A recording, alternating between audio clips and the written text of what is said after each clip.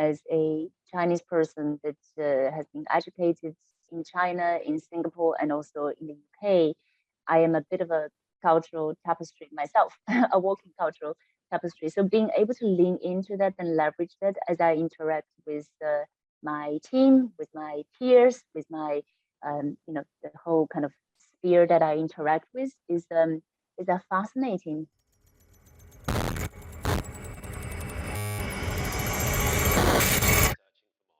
Welcome on to the Searching for Mana show, Wei Li. Thanks for having me, Lloyd. Absolute pleasure to have you on the show. Really excited. It's always really interesting for me and the audience when we have somebody who's from the same business as a previous alumni Searching for Mana guest come onto the show. We had Joe Parkin a season ago from BlackRock come onto the show, and Wei Li is also from BlackRock. So it gives really nice context. To give a fuller introduction, today's guest is a global leader for one of the biggest companies on the planet. Wei Li is BlackRock's global chief investment strategist and is also a two-time mathematical Olympiad gold medalist and studied maths at the University of Cambridge, where the specialization included number fields. So I just thought, because I don't know exactly what that is, Wei Li, we could start with what is number fields? I also forgot what it is. But thank you so much for having me on the show, and also for the wonderful introduction. So I am, as you said, a mathematician by training. Always loved it and always will. Number fields is manipulation of numbers to make sense of phenomena and patterns. Something I still do in my current role. It is about making sense of chaos and mass numbers and extracting patterns and trends and extracting a narrative that ultimately, hopefully, clarifies the very noisy market and economic environment for our investors as well as for our clients. So in a way, I'm not trained for the world of finance, but I am trained for the world of finance. Yeah, thank you so much. That gives us some context of what we'll try throughout this show to piece together as to why you're the right person for this obviously incredibly prominent position in one of the firms managing the largest amount of money on the planet. So we'll go back in the middle part of the section to really understand, how you became the gold medalist of maths, then how you started thinking about your career at Cambridge, and then obviously we'll come up to current time. But let's start with current time. Let's try and really understand, firstly, BlackRock, and then your role within it, if you'd be so kind. So in an elevator pitch, who are BlackRock?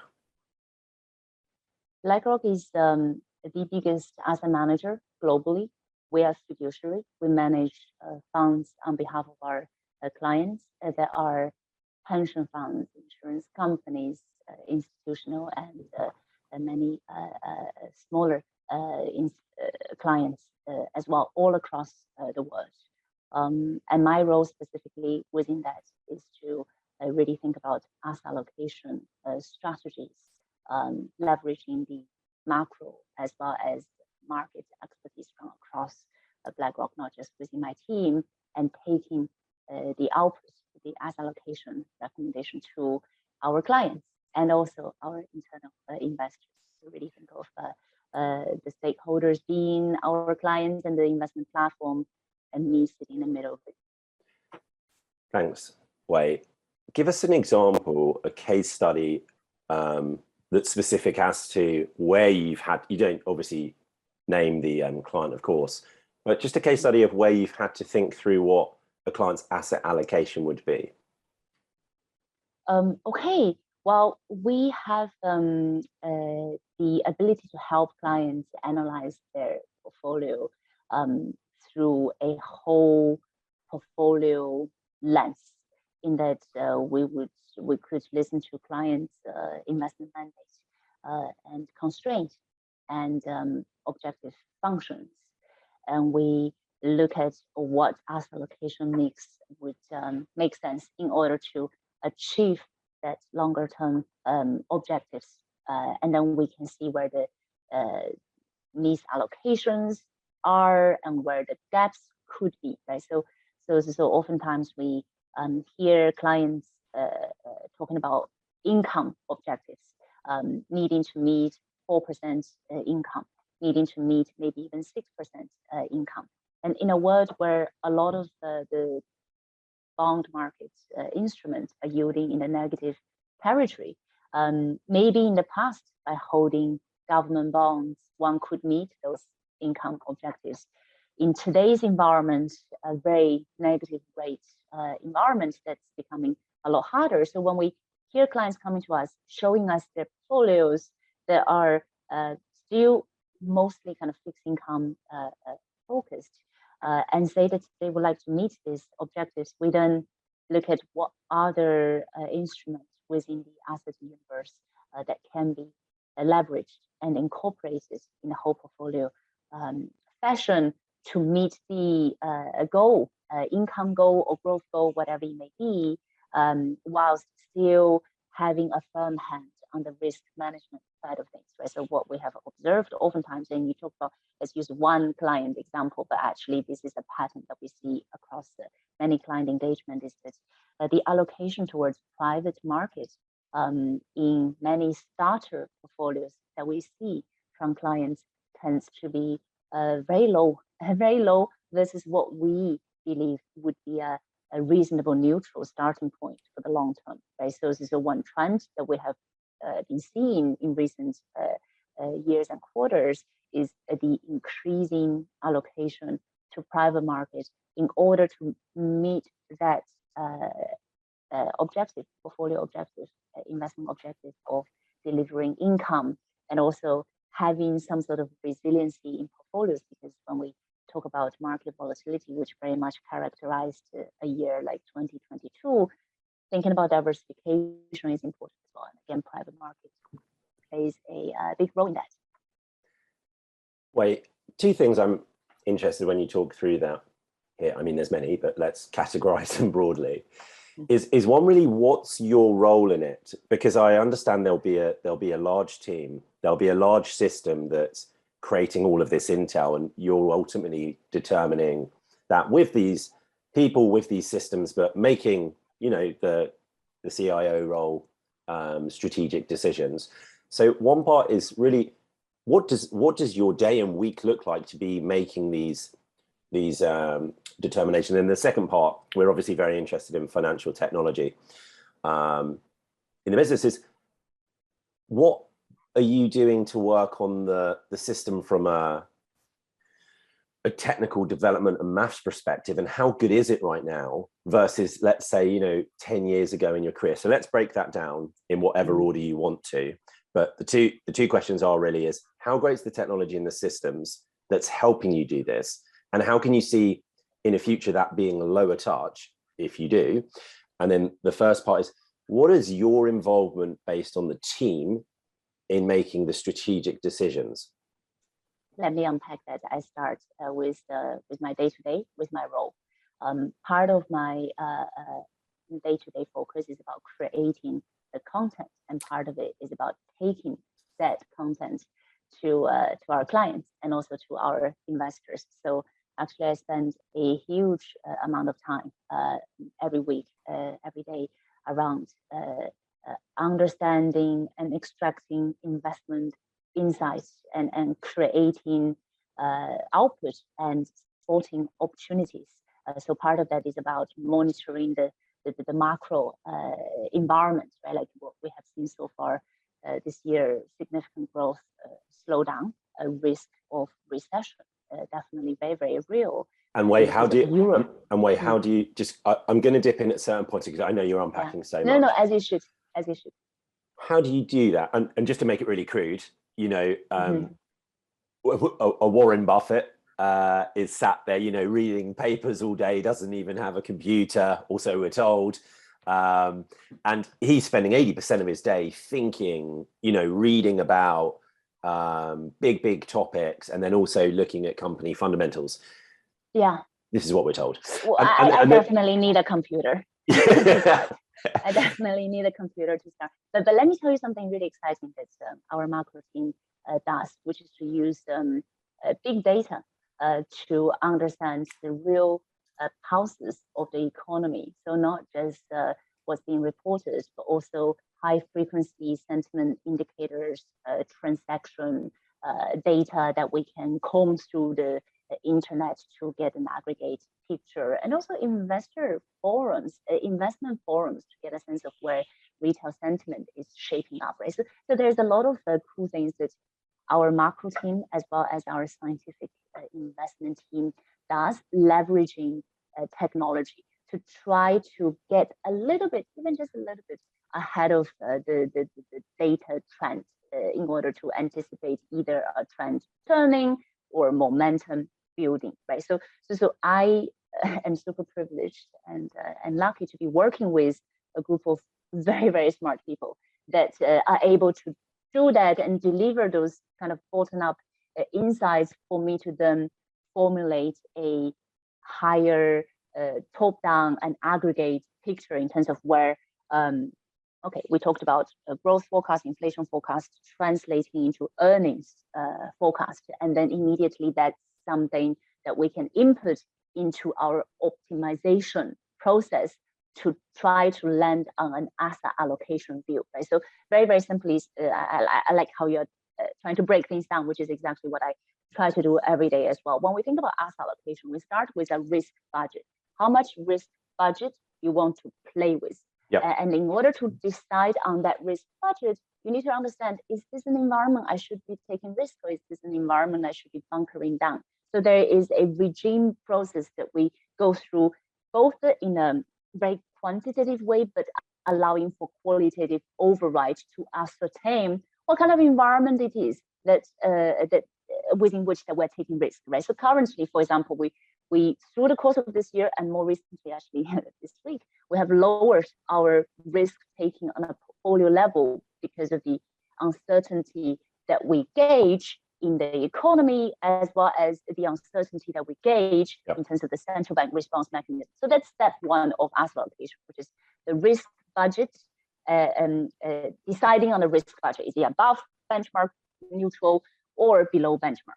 And then you formulate the inputs of your optimization process, right? So just now I talked about in terms of how we translate GDP forecast into earnings forecast, and then there is also the input that we formulate around equity risk premia, and also risk premia for bonds, and also where we see cash rates, so the rate hike path heading towards over the course of the next 5 to 10 years, but also over the course of the next 1 year. So all of these are very tangible and definable input into the portfolio optimizer that we use to then construct a appropriate portfolio that we then compare with benchmark to understand, are we overweight US equities? Are we underweight government bonds?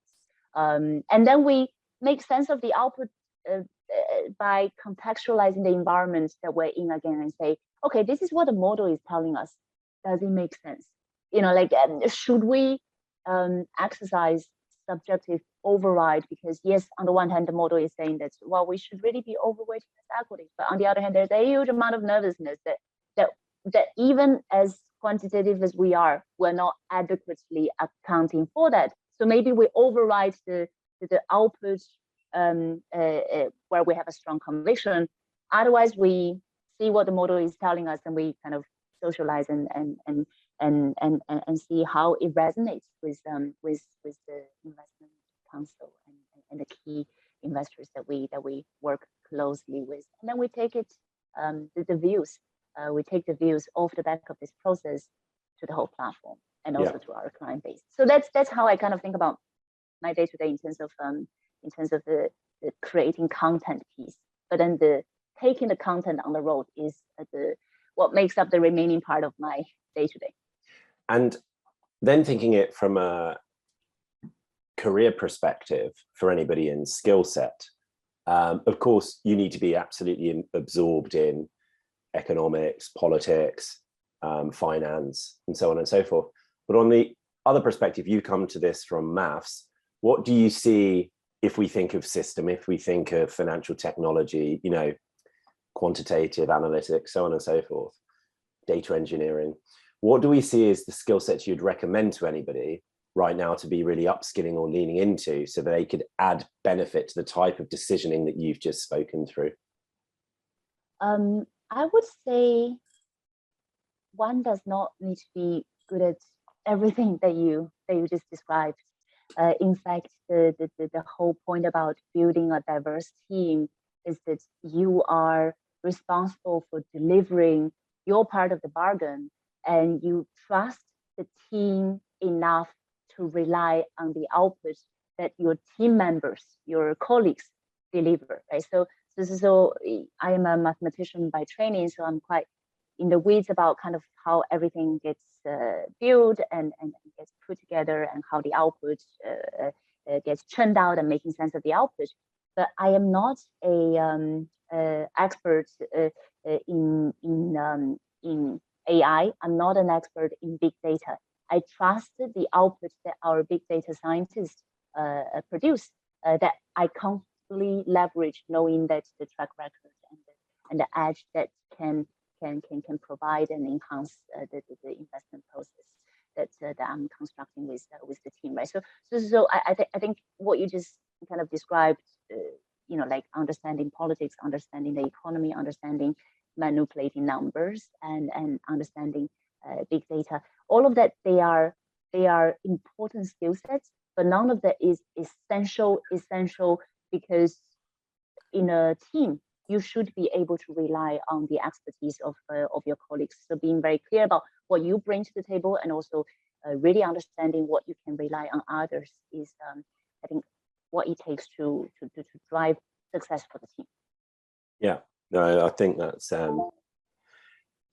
that makes absolute sense. I mean, just on this kind of forming the audience appreciation, if anybody doesn't, of, you know, these decisions that you're making, what would be some numbers that would give the idea of scale that you're sat on top of with BlackRock and client funds? If you could kind of cut through some metrics, please. Well, BlackRock manages BlackRock is the biggest asset manager globally with $10 trillion of assets under management, right? So you know, like, we're talking about really big numbers with many zeros, but we manage all of those assets on behalf of our clients, and we take our fiduciary duty very seriously. We have offices and teams from all over the world. You know, personally, I run a global team from APAC to EMEA to the US, and I think being local is really important for a global firm, right? Like, nobody wants a big international firm parachuting itself in, telling the local clients what they think about the local economy. They want to hear people that share the same culture and watch the same evening news to come into a meeting and share and make sense of the world together with them, right? So I think, yes, BlackRock is very big, it's very global, but actually more important than that, it's that BlackRock is very local. You know, like in Europe, we have in-country chief investment strategists across most of the major markets, and the same we have in the US and APAC. And I really take a huge amount of pride in us being able to deliver that for our clients, right? So again, kind of tying back to what I specifically do, what my team specifically do. We have a global centralized investment process, but when it comes to the last 20%, about translating what all of these global asset allocation views mean for Italian advisor sitting in Rome, you know, like that's the the role of the country chief strategist, Bruno Rovalli, who is excellent, by the way. So all of that is to say, striking a balance between leveraging global scale, but really feeling and customizing and making it local is, I think, is super key in terms of our client experience. Yeah. So, I mean, the role in a boutique, the title that you've got can be quite focused just on the markets and the strategy there. But in this organization, a large amount of the weighting also is, the subtleties you just spoke to about how to make sure the different markets are working through the kind of cultural rich tapestry that they might have and the nuance of the team in there. And so a large part of the role here is, management, directorship, leadership from you too. You enjoy that element equally? I do. And you talked about the culture tapestry.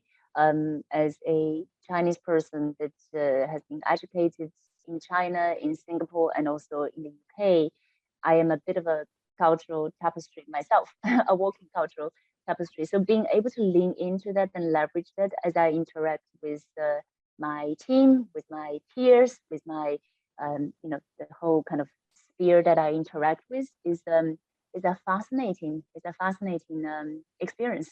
And I say this in a way that perhaps also even surprises myself, because I'm also a very introverted person, right? To say that actually I enjoy the interaction piece is somewhat counterintuitive with the fact that I'm a introverted mathematician, but I actually really find the dynamics, especially in the context of a large organization, fascinating, and every day I learn something new. Yeah, it depends what type of culture you're leading, but a lot of the great leaders would say they're introverts, but if it's in their domain of expertise that gives them energy, it's very different than just wanting to go walk on a stage and talk because you get energy from that. So there's so many different personalities, but in a really, broadly speaking, quite intellectual environment, certainly like if you think of hedge funds, quite often they're definitely run by complete contrarian introverts. And we at Mano, in our lab part of the business, we have research and development with Imperial College, and a lot of what we're studying there is many things, but one of them, apart from cultural collaboration, is leadership. And so we've done I'd give more credit to Imperial here. Imperial and a little bit of us had done large research on what is it that makes great leaders, because there is a monumental difference, right? And it's quite hard to observe from a CV some of the times. And one of the mega trends is exactly what you just said. And I'm trying to find this out through interviewing all the individuals and searching for Mana as well, see what the trends are.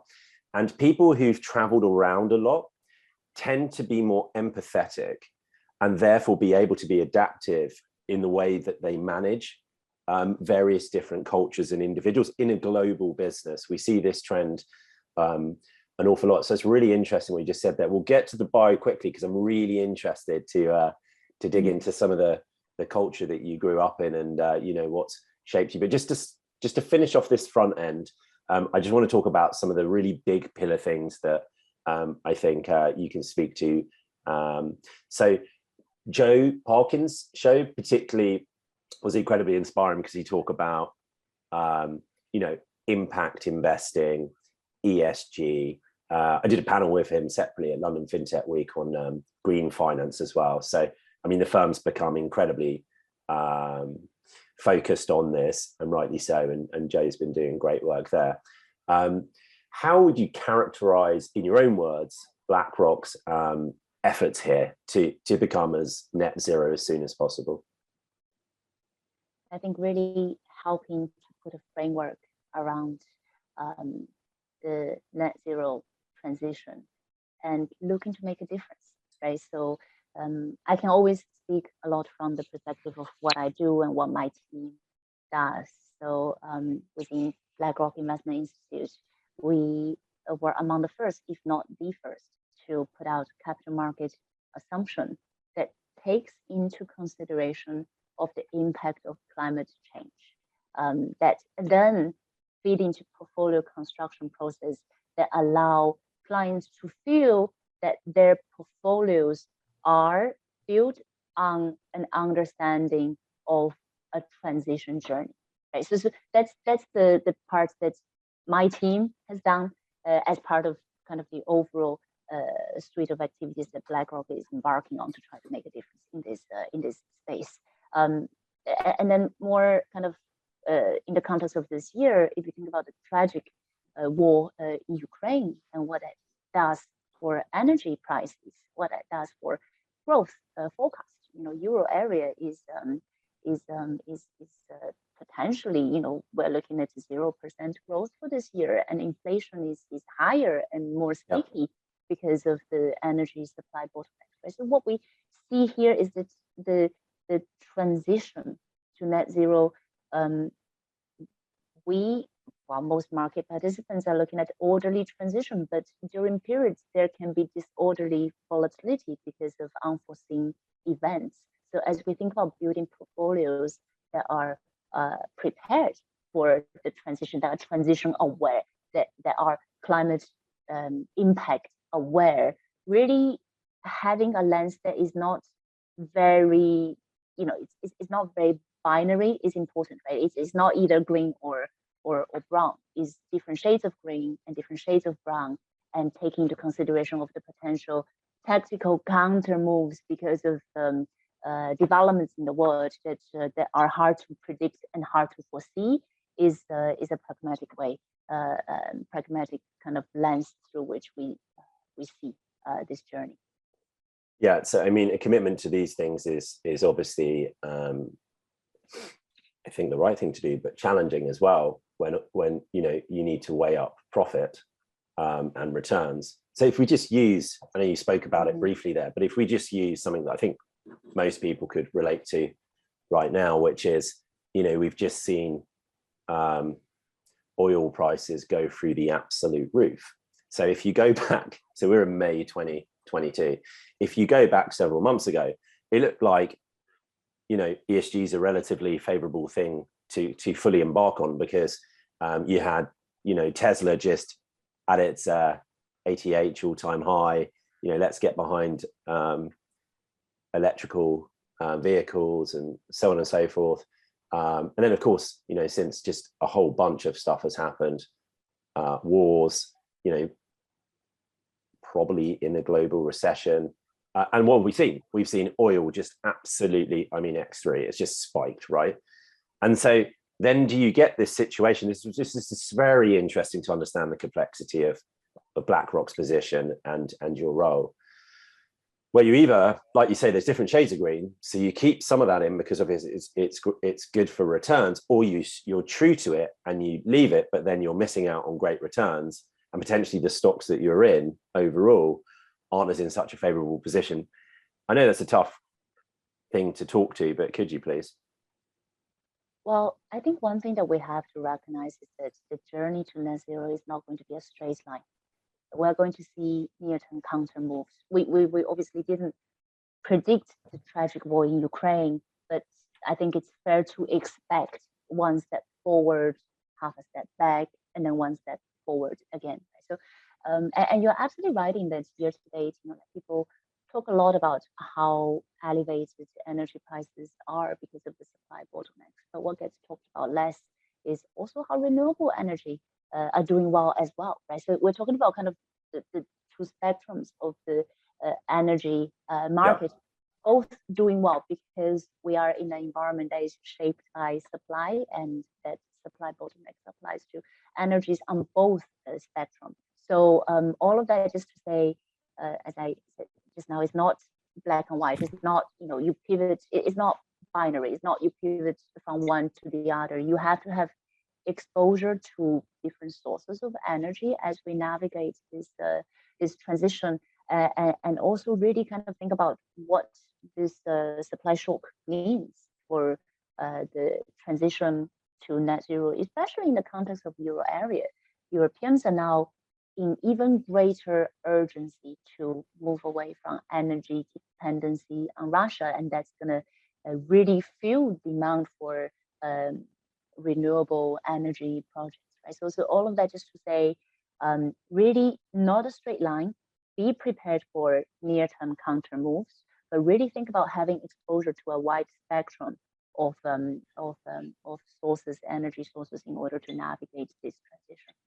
Amazing, thanks, Wei. And that makes me think from a retail investor's perspective, and none of this is financial advice, of course. Yeah. If you didn't say that, I would have said. We'll flash that up on the video every 2 minutes. Yeah. BlackRock is infamous for Aladdin and its ETF products. Let's assume the audience has an understanding of ETFs, but please do feel free to quickly explain what it might be if you feel you'd like to. But actually, the layer beyond that would be interesting, not as financial advice, but we're seeing all of these moves at the moment, and there's a lot of people thinking, well, where would I be wise to put my money? What would be the right things for me to be considering from product perspectives? If you feel comfortable, and if you'd be so kind, and to talk to ETFs as well, how would people be well off to be thinking through these products at the moment? While ETFs are investment wrappers that democratizes investing across a wide range of investor types. And with the creation of ETFs, one can access potentially far away exposures with very simple one ticker on the stock exchange that you're familiar with. Right? So it's really an innovation through technology in a way. Now, in the current environment, markets feel very nervous. We are down, equities are down, bond markets are down. We haven't seen this sort of magnitude, and also both asset classes being down by this much in a year ever, right? So in a way, we are in a bit of an uncharted territory. And the tendency is to want to get out of the markets altogether and hide, because it feels nerve-wracking and it feels scary. And especially with talks of recession. By the way, I don't agree with the notion that we're heading into a global recession, but the fears of that are definitely out there. So the tendency is to want to hide and get out of markets. But especially at times like this, I would just remind everyone of the simple mathematical fact that compounding and staying invested in markets is essentially the secret for long-term return. Right? So I've come across a study that since the end of 1930, S&P 500 would have returned 17,000%. And if you were to take out the 10 best performing days per decade during this period, so really averaging 1 day a year, if you were to take out the 10 best performing day per decade during this period, S&P return would be 0, right? So we're talking about the really good days, the rebound days, essentially making up through compounding and through staying invested in markets, making up all of the cumulative return in the biggest equity markets in the world. Right? So all of that just to say, well, especially at times like this, when everybody is really thinking about bunkering down in cash, remind ourselves, I certainly remind myself every day, the importance of staying invested, and also the importance of long-term perspectives and the importance of compounding. So we're currently neutral on some of the major exposures, but we're neutral, we're not underweight, we're not getting out of markets. That's and the numbers that I just cited is partially why we want to stay invested. I was reading an interview of yours, and we'll use this to go back now into your bio, because it's about mindset. And you were saying that you try to change what your affirmation is based on different times in your life and career. And at this particular point, which is relatively recently, you want to be a safe pair of hands.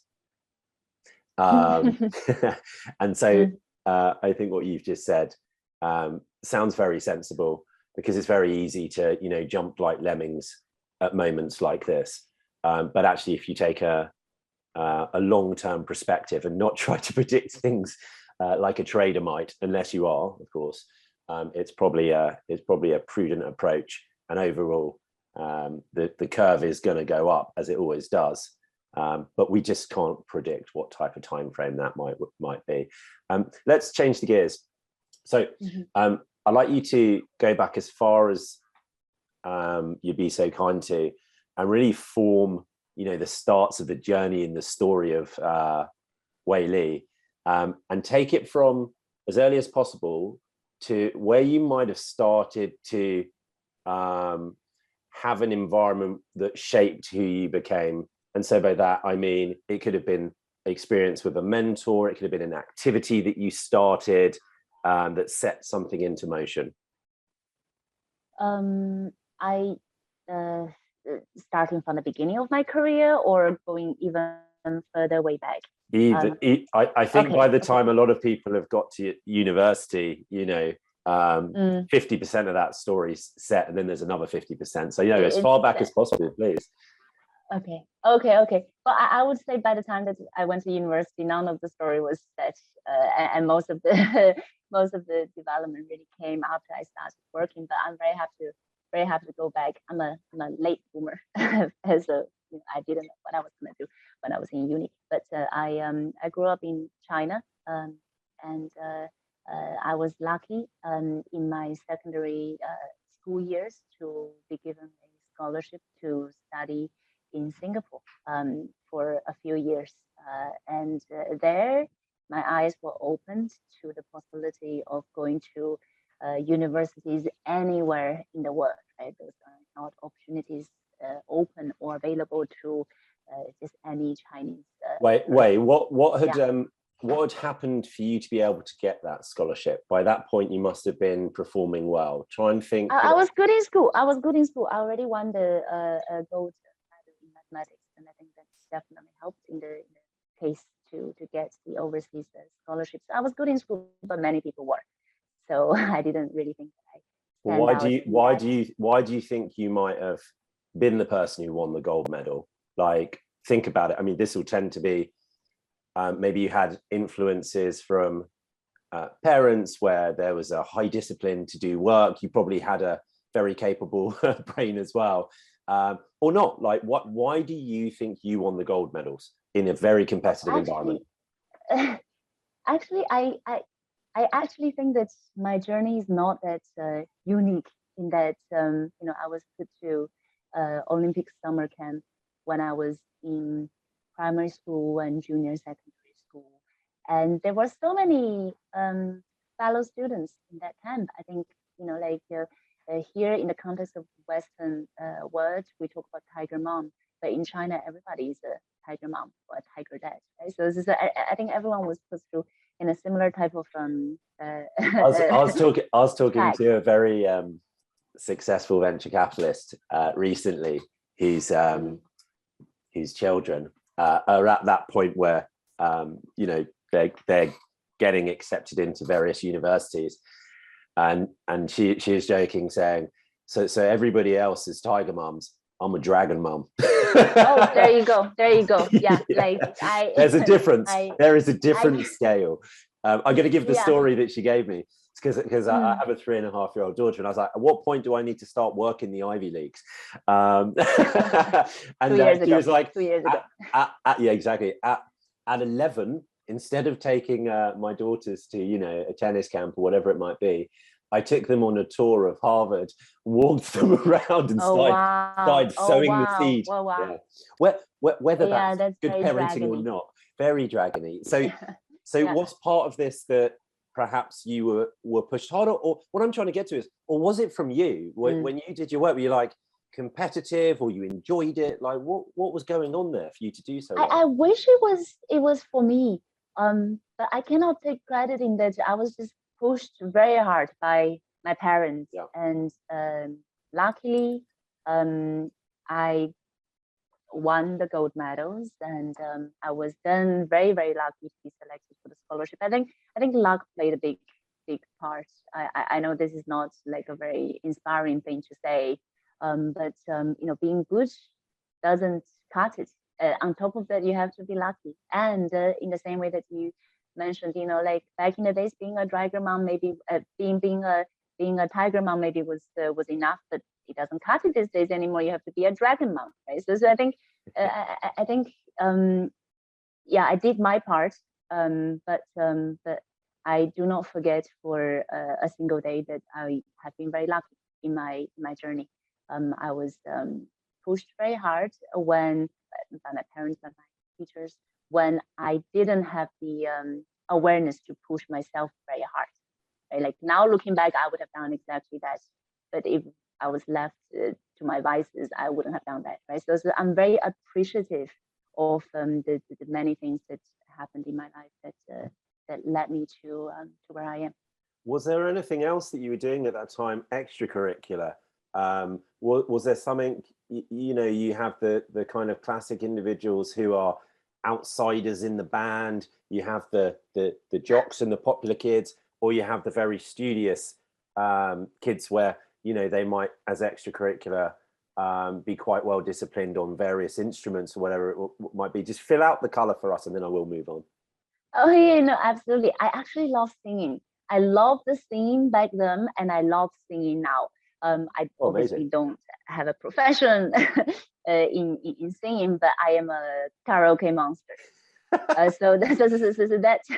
What's your go-to song? What's the number one song? Many Chinese songs, Chinese pop songs back in the 80s. I'm not gonna bore you with, but I love singing, and I didn't kill it at all the mathematical pursuits didn't come at the expense of singing. I always foster a little bit of that along the way, and in fact, I am a strong believer that people that are musical tend to also be quite good at mathematics, right? So I was again very lucky to be given the opportunity to sing alongside everything else that I was given the opportunity to do. So not a very boring. Wei, it's not boring. It's really interesting, but I'm going to keep cutting into it. Go for it. Gavin Wood, who's the founder of Polka Dot, one of the prominent chains, he took a music PhD. I'm out in the Valley actually podcasting the founder of Shazam, again, musical education. I could keep going on. Why is that something that you see conducive to success in maths? What is it about that? It's really interesting that you gave the examples and drawing the patterns. I think it comes down to the fact that in the same way that music is a universal language that cuts across borders, numbers and mathematics are universal languages that cut across borders. You don't need to speak a certain language or a specific upbringing to appreciate the beauty in both. There is something universal about both, and I think people that are good at one tends to see and transfer that ability to be good at the others as well. But having said it, like I love singing, but singing doesn't love me. So my husband hates it when I try to sing. So that's just me unrequited love to always want to sing and take the family to karaoke, but I don't think it's mutual. I'm so ungifted at singing that like if you're okay, I think that's the danger zone, because you can think perhaps that you could be doing it and become a celebrity, but I'm so ungifted that was obvious that this is just something for pleasure, and I'll listen to people who are so lucky to be able to sing. I was trying to think through why music might make good mathematicians, but actually the way you say it could be broader than mathematicians from a kind of technical perspective, which there might be some in, but actually how you describe it's interesting, because there's also, if people can speak multiple languages, this thing that tends to be really useful, which is that you can look at things through different lenses and try and understand things differently, and the mind opens up. So that's interesting how you put that. I've never heard it like that. With music, it's probably that same thing as well, that allows people to have that empathy more broadly. Let's take it to university. You said probably 100% from there in terms of where the career formed. So if you could go to that kind of I would even say perhaps 100% the career formed since I started working. Through the course of university, I never really knew that I was going to work in finance. I was just applying for all the internships and grad programs just because my classmates were. Right? So again, I think I'm a terrible example. But did you have a? I mean, I know it's a softer type of question, but you'd lived in different cultures, and you came to this very infamous, grandiose Cambridge. Did you have a good time? Did you enjoy it? What was it like? I did. I had a great time, but it was interspersed with a lot of fun and a lot of stress. I'm the type of students that study last minute for things. Right? So for most of the term times, I hang out with friends and not doing much. And then the last 2-3 weeks, I barely sleep and cram everything in. So and that actually applies in terms of how I think about work as well, in that having a deadline really helped me prioritize and really helped me plan and really helped me get over the line. And tying back to something that I said very early on, and something that I strongly believe in. So one thing that I'm not good at is being very organized from the beginning. And I recognize this as my weakness. But in the context of BlackRock, but also in the context of a diverse team, very early on, I realized that instead of spending all my energy making up hopelessly for my weakness, I just need to surround myself with people that are really good at what I am not good at. So, I don't have, I'm not super organized with things, especially when we talk about long-term planning. I have members of my team who really, really are, right? Yeah. So instead of kind of focusing energy on making up for shortcoming and weaknesses, really focus on making your current strength into towering strength. So that's something that I feel very privileged and again lucky to be in a position to say and do.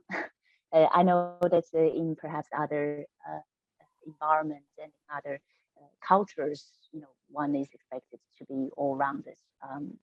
If I were to be dropped in such an environment, I will fail miserably, no doubt. Yeah, leaning into being aware of where your capabilities are is gonna win all day long. And if you're fortunate enough to have, either a focus that is solely focused at that, or if you're in an environment where you have a team, then being able to delegate and empower that makes you in your best place is a very hard lesson that I've certainly had to learn. Because my economics teacher actually told my mum when I was I don't know, at that kind of just before university phase, like, I think Lloyd's going to be really great at business because he just does everything last minute.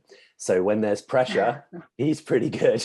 But if there's not pressure, he's not going to be organized, which I'm sure I'm worse, but it sounds similar to you. Yeah. And that doesn't change. I have to put myself onto tasks that have that feeling of live element to them. And then I have to benefit from individuals who are able to, forward project manage things to make sure that everything's moving. I completely agree. So if you do want to, if you think it's interesting for the audience, perhaps if we could, and then we can talk more about actually, things that you're thinking through and, who you are.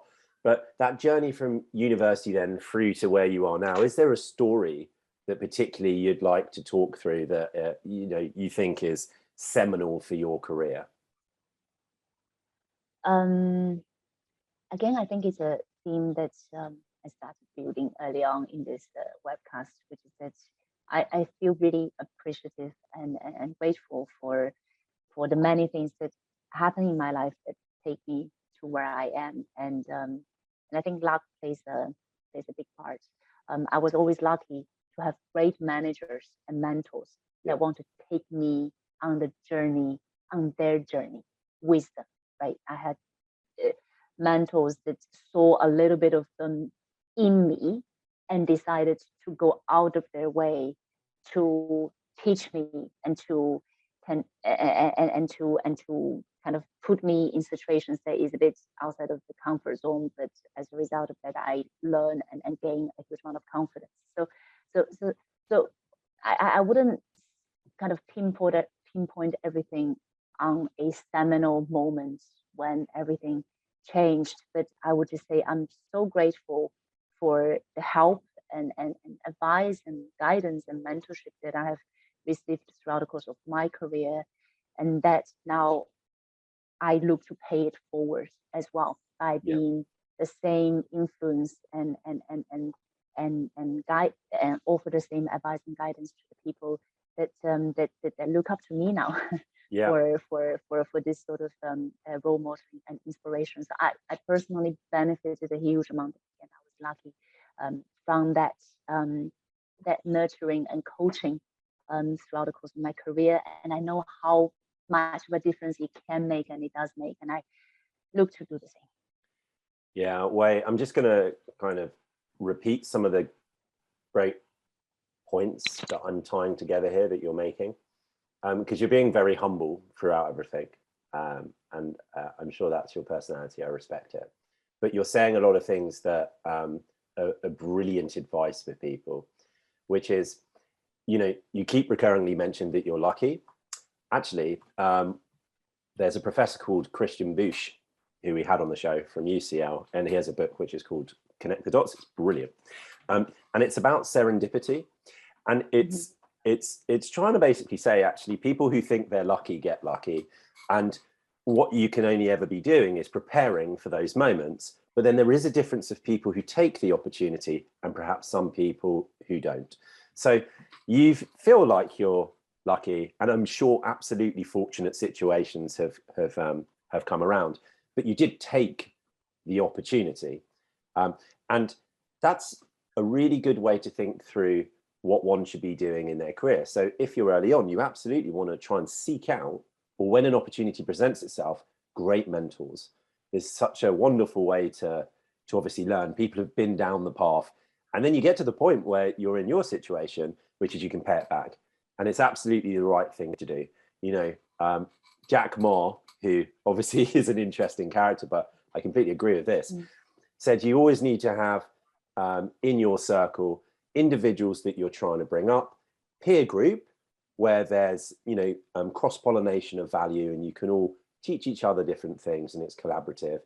And then also your peers, your seniors, who you can be soundboarding off, who've probably been in scenarios similar to yours. And that balance of the three different individuals is really, really important. What would you then, if you were somebody's mentor, and it could be something that it really inspired you from one of your mentors, what would you give as a great piece of advice? In terms of career progression, or in terms of life, or in terms of what is the context? I'm always very detail focused. There are many things that I would say. What kind of in what context are we looking at? How to fulfill your potential in your career? Okay. That's a big one. But in my mind, there is one thing, and this is something that I have been given as a piece of advice very early on in my career, and I adhere to it every day, and I think it will continue to be very important going forward for me, and I'm very, very happy to share with the audience, which is that it's only the moment that you are replaceable, then you can be considered for promotion. This is counterintuitive, because many people think that they need to stay relevant, they need to stay irreplaceable, so that they can, you know, they can never be let go, and the business needs them. And that's like I think that reaction is more intuitive, because people want to be needed. But from a CEO perspective, you are one. As you think about your team, who would you want to bring up? Do you want to bring up someone and the cost of that is a team in disarray and a function malfunctioning? Or do you want to bring up someone that has built a team that really works super well, that even after you promoted this person, you know nothing is going to fall through the cracks and things will work superbly well? You're going to kind of choose this second person, right? So very early on, I think this is something that comes with experience and seniority. That someone looking back at his or her career, coming to this conclusion. I was so lucky. I know I keep using this word because I'm really appreciative of everything that all the advices that I've been given. I'm so lucky to have been given this piece of advice very early on in my career. That's at times of volatility, at times of team changes. I was never someone that hold on to things. I was always someone that opened everything up, opened up the whole book, take everyone through what I'm working on, and I think that openness has been a differentiator and certainly helped me as I progress in my career, and this is something that I continue to want to adhere to and stick to as I think about navigating the next 10 years of my career. Yeah, really inspiring. Great advice, Wei. You practice gratitude. I do. Yeah. I do. I am very grateful for things. Okay, so just to wrap up on this middle section, because obviously your time is valuable, so I want to get to the final section. You are in a position where BlackRock really puts you front of house a lot of the time. Appearances on the largest news stations in the world. This could be, for someone who said they're an introvert, highly stressful situation. Do you enjoy that? Have you learned to lean into that, or is that a stressful position to be put into? And the thing I really want to understand is, when you're going on and you're delivering that message, are you also having to sometimes sanity check with, so Larry Fink, obviously an incredibly famous owner and of BlackRock and businessman. Then he'd be on my shoulder. I'd be like, okay, I need to get this completely right. Do you go on in collaboration with him sometime, or is there complete carte blanche that you go on and deliver the message? Of course, we're very connected in terms of the group of client-facing spokespeople for BlackRock, and there is a firm view, and I think we are all very aware and stick to the firm view. And there is, in some situations, room to express personal opinion, and when spokespeople do, we make that clear that this is our view and not necessarily representing such a thing as a firm view, right? So always making that clear and always be aware. I think that's very important. But to your earlier comment about as an introvert and being a spokesperson, I would say it doesn't come naturally. It doesn't come naturally. Well, it didn't come naturally, actually, and it was something that I had to train, and I had to overcome stage fright for. And I tell you a funny incident. Well, not funny. It was terrible at the time, but now it's funny. That I thought, okay, no, this is terrifying. This was like more than 10, 12 years ago. Having to speak in public in front of a large audience, and that was my role back then already. It remains to be my role now, but back then it was me who was like, this is terrifying. I hate getting on stage. So my husband encouraged me to say, okay, how bad can it get? How bad, just think about really how bad can it get? Why don't you do this? And then he and we agreed that I was gonna do like a comedy night open mic, because nothing with a professional setting can be as bad as that. So I did that. It was terrible. It was really bad. It was really bad. But then, every time as I go on stage, and if this stage fright ever comes back, I'll be like, okay, this is not going to be as bad as when I bombed the open mic. And that actually calms me down like a miracle. So like different things work differently for different people, but that was, I'm so grateful again that we did that back then. so that these days not much can face me, because really nothing can be as bad. Tell me, Wei, that your husband recorded that. No, he didn't. He didn't. Although in his He's mind, kind. probably He's kind. Oh no, I would love to see that. I would love to see that. Well, look, if you ever getting onto a stage where you feel like you need the next thing, then you just go singing next time. Yeah, exactly. So we're actually in the process of looking for neighborhood band.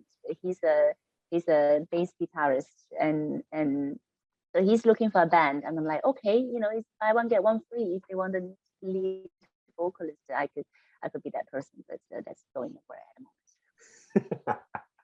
So with that stress still, and that sometimes weight of like, the real responsibility you've got both for your team and your career and your clients and all of these things, just to finish forming the kind of the color off the CV, I was talking to my friend Josh, who's a colleague of yours, senior in marketing, trying to do my research, and he said that you are a foodie and you like running.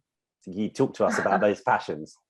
Okay, I can see why Josh thinks that I like both, and I do, and I do. For food, I actually, being Chinese and married to an Italian, I think food inevitably is a large part of the commonality of our cultures. I love eating. I love cooking. I eat way better than I cook, and so you can see that we actually go out a lot.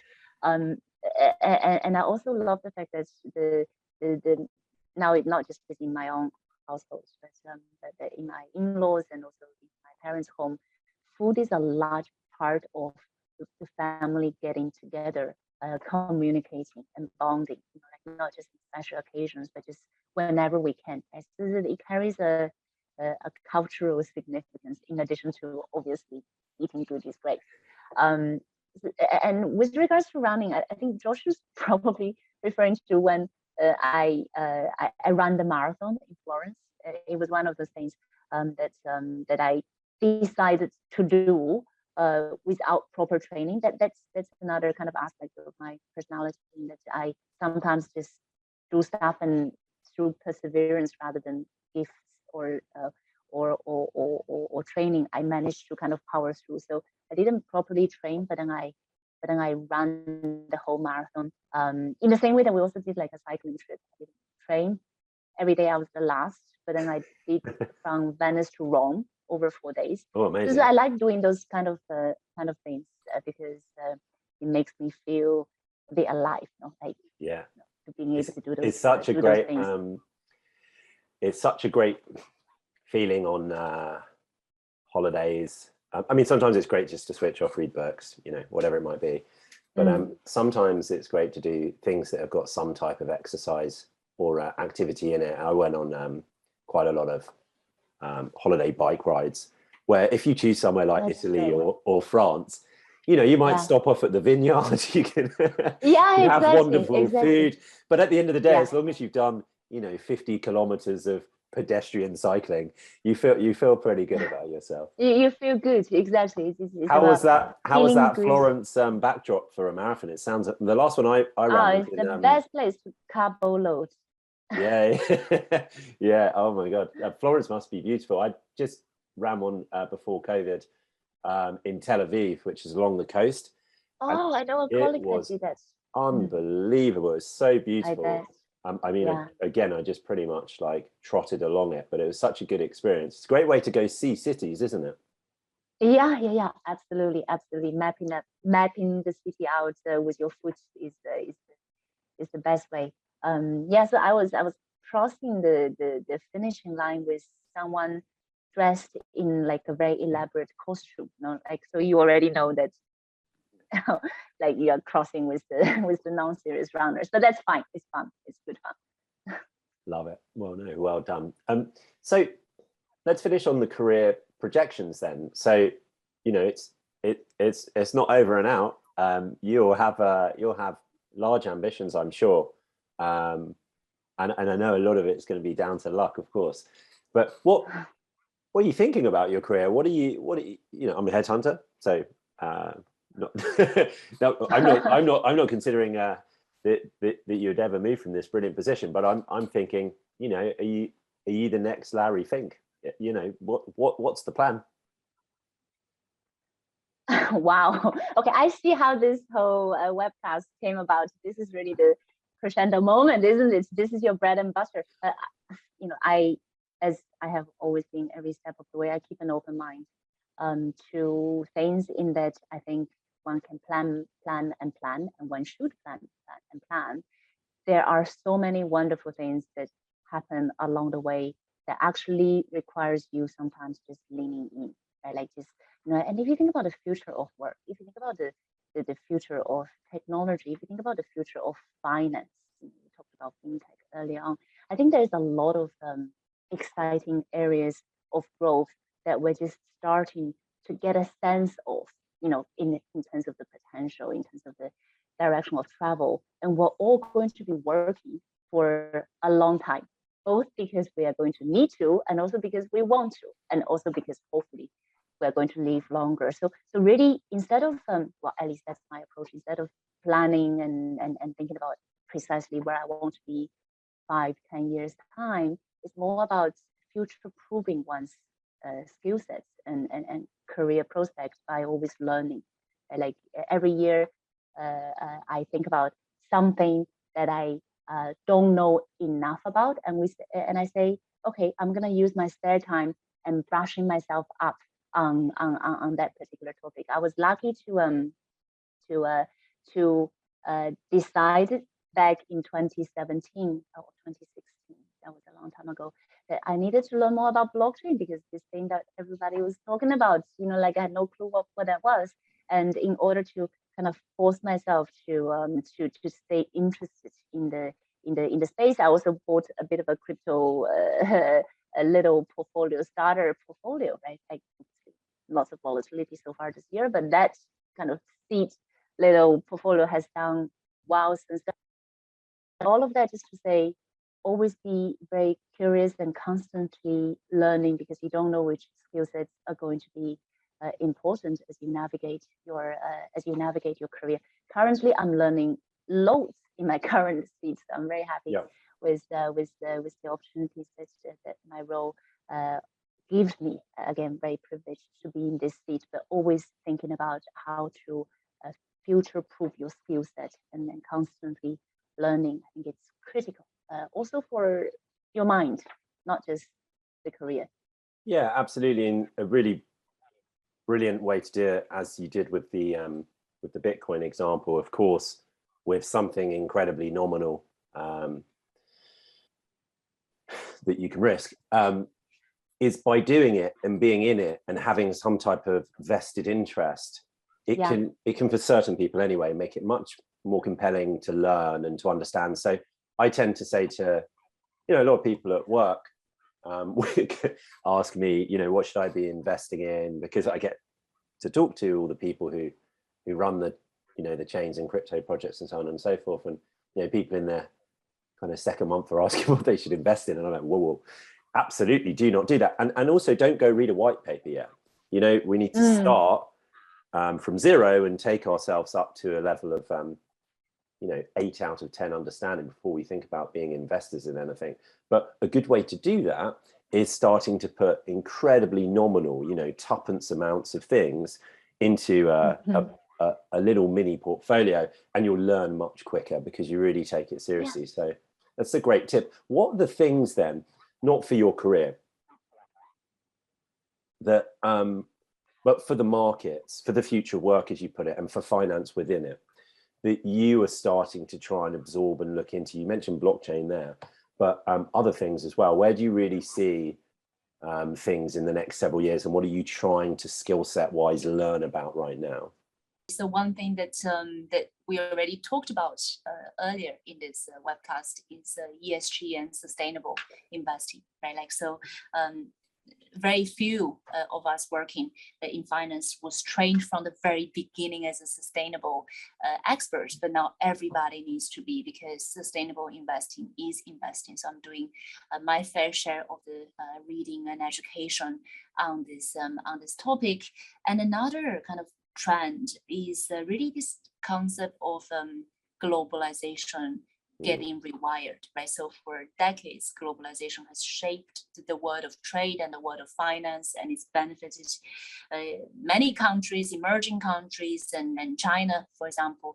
But now we're in an environment that arguably the pace of globalization is stalling, and we are seeing rewiring of previous trends. So what that means culturally for countries, what that means for financial markets, what that means for supply chain, what that means for inflation forecast, because the focus instead of cost efficiency is now moving towards supply chain resiliency, and that pushes up cost considerations, right? So I think it's a fascinating topic, both in the context of my day-to-day job, but it's also in the context of kind of what shaped modern day history, what shaped country relationships and cultural integration. And again, in a family of China, Italy type of dynamics, those aspects of globalization always fascinates me, and that's something that I want to read up a bit more on as well. And then lastly, on a related topic, and this is not a comprehensive list, but the world of geopolitics. What can we learn from past episodes of geopolitical tension as we navigate a world where the country confrontations are shaping up in a potentially dramatic way? I think that's always a fascinating kind of area to read up on. Yeah, and Wei, a number of your peer group from university are in the White House, and when you talk through what you just did, of course, I'm sure you have some type of view on whether the reversing of globalization is positive or not. Obviously, a way people can start to affect these things is to go into politics. Are you considering that at some point? At the current juncture, no. That's the short and honest answer. Cool. We're going to do, because we're overrunning on time here, the questions that allow us to form your mana. So we ask everybody these questions. Yeah. Okay. So what if you were, which I mean, you probably have been or will be, you were on the cover of Forbes, would the headline say?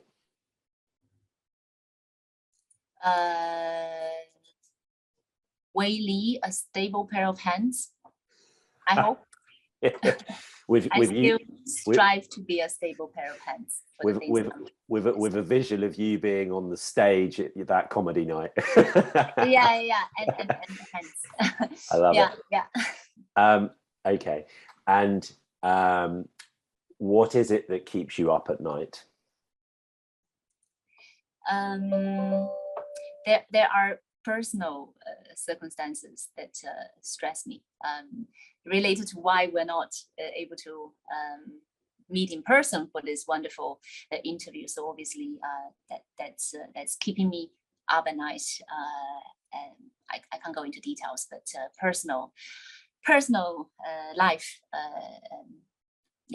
Yeah. Okay. I think over the last couple of years, so many people can relate to that. I'm so sorry to hear that. If I was to recontextualize it to in the markets, is there anything that is your greatest fear?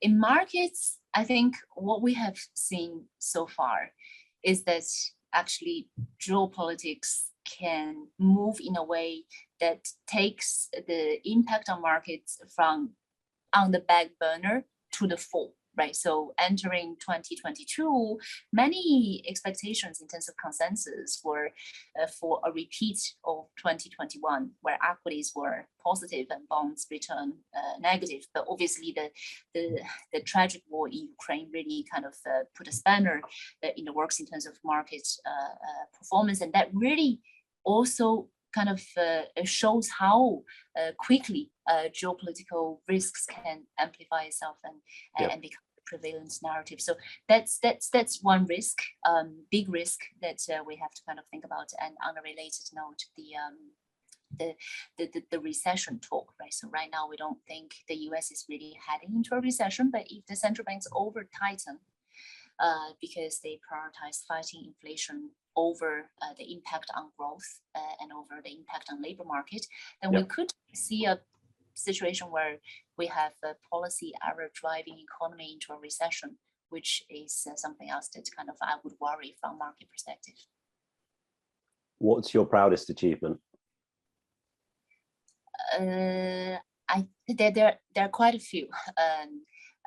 Again, because I feel very privileged to be given the opportunity and grabbing it. I think being able to lead a team of global strategists in BlackRock, in a firm like BlackRock, representing investment views and in a really impactful platform, I think I definitely call it a great achievement. And personally, being able to experience the different cultures in my journey, and also ongoing understanding Italian culture and meeting friends of all backgrounds. I think I call it an achievement because for an introvert, the interaction doesn't come easy, but I am so glad that I have been able to immerse myself in this context, and I certainly think it's an achievement. Wei, do you have a favorite book? My favorite book, it changes from different periods of my life. Currently, I like the book that I'm reading, so I'm going to call it my favorite book. Is The Power and Influence. It's about how to influence and be impactful without formal authority. This is something that I always found fascinating. Anyway, and there is this book wonderfully speaks to it. It's about building your sphere of influence. It's about soft power rather than explicit power. And I am definitely learning a thing or two from the book. So that's my current favorite book. We'll get that put into the show links so people can read that as well. So mana is magic. So in gaming, you've got power, and then you've got mana, which is your magic. It could be the sword you use. You can run really quick. You can jump high. You're on the Searching for Mana show. Wei Li, what is your mana? I am very obsessive about the things that I care about a lot, to the extent that it's borderline, like clinically inappropriate. But it's the same obsessiveness and fixation that allow me to go deep on topics that are beneficial for me, personally or professionally. So the ability to persevere and be obsessive about something to the extent of insanity, I actually consider that my mana, because that allow me to go far in things that normally maybe people wouldn't want to go. Oh, I love it. We had Arthur Brightman on the show, who's the founder of the Tezos protocol, and he's an incredible mathematician, many things, but a mathematician at the core of it. And he said exactly the same thing. Okay. Similar. So we're yeah. Oh, absolutely. And we're going to start making mana cards, and having the different manas that people tend to come up with. And so on your one, you just put it in some incredible way. What's your mana, Wei Li? Clinical obsessiveness. What was it? Clinical obsessiveness. Actually, I should go to a doctor about it. But yeah, now that I articulated it, it doesn't seem like a good thing. But it helps. Oh, I like it. I like it. I'm sure it's very, very true, very useful. Right. That's the core show. We're going to go into a bonus round, and just very brief 30-second, if you can. If there's a particular one you really want to elaborate on, that's your own choice. It's your own time. This round is brought to us from a previous Mana alumni, Michael Brown, who talks about all the type of macros that you do as well. And so he's kindly pinged some questions. I'm going to quickly go through them, and we're going to get this out in the short term separate to the show. so that we can really at this point make sure you can talk to these topics that are really heavy right now. Do you see Powell as being bold, brave enough to keep tightening no matter the costs, to tamp down inflation, or is there a tipping point at which the weakening economy will force his hand into a dovish pivot? I think he's talking tough now, but he will have to walk back from a very hawkish talk because the economy will not be able to stand over tightening. Are markets pricing too aggressive, a pace of policy tightening, and or not pricing enough policy loosening in 2023, given the growing number of recession calls for H2 next year? I think market pricing over the course of next 18 months is too hawkish, but the reversal of that will not happen for as long as inflation stays at these very elevated levels. So right now we are cautious, but we do expect a dovish pivot later, either later this year or beginning of next year. Thank you. Will the Bank of England be able to tread the narrow path Governor Bailey has referred to between growth and inflation, or is a UK recession now inevitable? I think it's really hard for the Bank of England, but BOE is not alone in being between a rock and a hard place. ECB is finding it really tough. The Fed is finding it really tough right now because the supply environment is, the inflation environment is supply driven. The trade-off between growth and inflation is more dire than ever before. Then yeah, it is hard. I hope they manage, but I see risks. After years of negative rates and huge ECB asset purchases, to what extent can the Eurozone economy withstand tighter monetary policy, especially amid spiraling energy prices? I think Euro area growth is potentially heading to very low and potentially zero growth for 2022. And that in part, you already said, reflects the energy volatility, energy crises that in our view could shave growth by up to 3% for this year and pushes up inflation by up to 1.5%. So that makes it very hard for the ECB in terms of policy tightening direction of travel. Have Treasury yields peaked for this cycle? If not, what major implications could the end of the 4-decade bond bull run have for markets and the economy? We think that yields could push higher.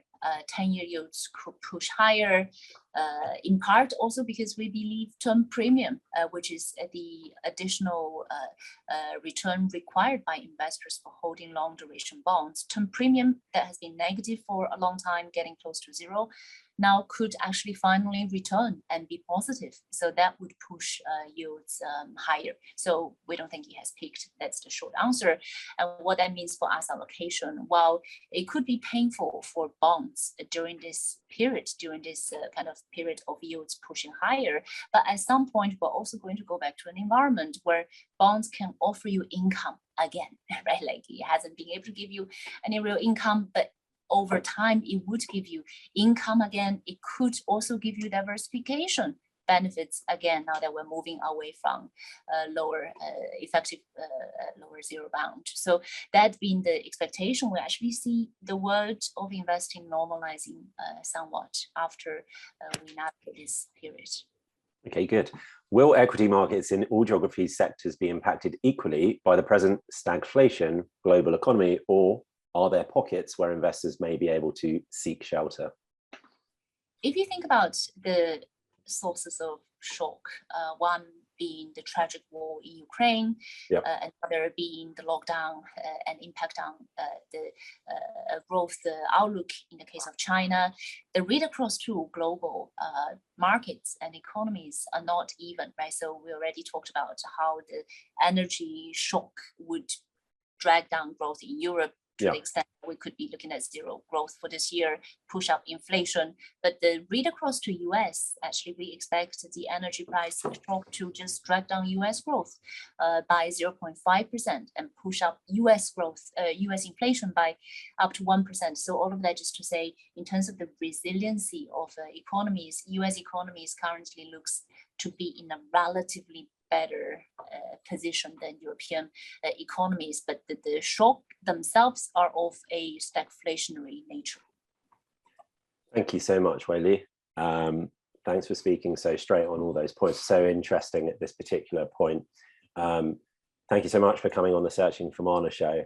And also congratulations for all your success today. It's very inspiring, particularly in an environment where we need more female inspirational leadership figures. I don't particularly like to talk about that too much because that's not why you're here, but hopefully you're shining a light on people who are considering they also would like to get into the position that you've been. So just from me, a massive congratulations and thanks for coming on the show. Thank you so much for having me.